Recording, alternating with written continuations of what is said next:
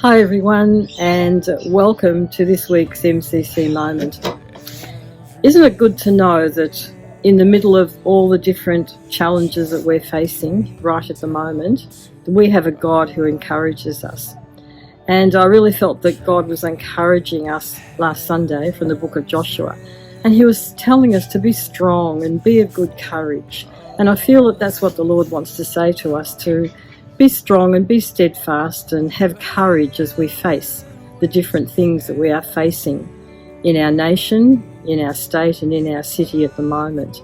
And to know that God is with us, and that was his promise to Joshua as Joshua was about to move into the promised land, and that's his promise to us. And the kingdom is the spiritual kingdom, and we are taking ground in the spiritual realm.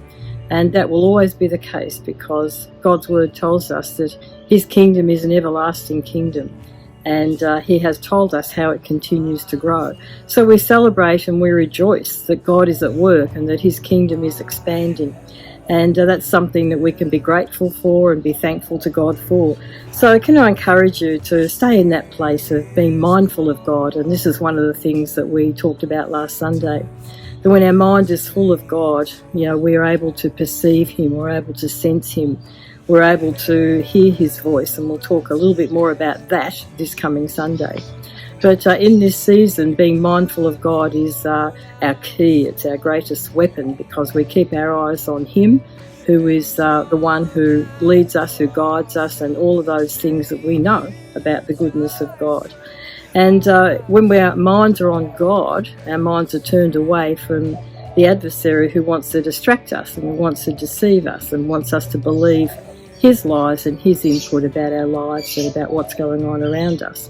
So we know that we have a God who is greater. We have a God who is marvellous. He is, and he says that we are fearfully and wonderfully made. And isn't that the truth? So in this season and in these times that we live in, it's a time to stand up on the inside, I felt that God was saying, and stand up as the person that you are and that God has created you to be. And we stand up as the people who God has called us to be. We stand up on the inside and we stand up on the outside as our voice is heard and as our message continues to go out, and as we continue to speak the truth of God and who he is.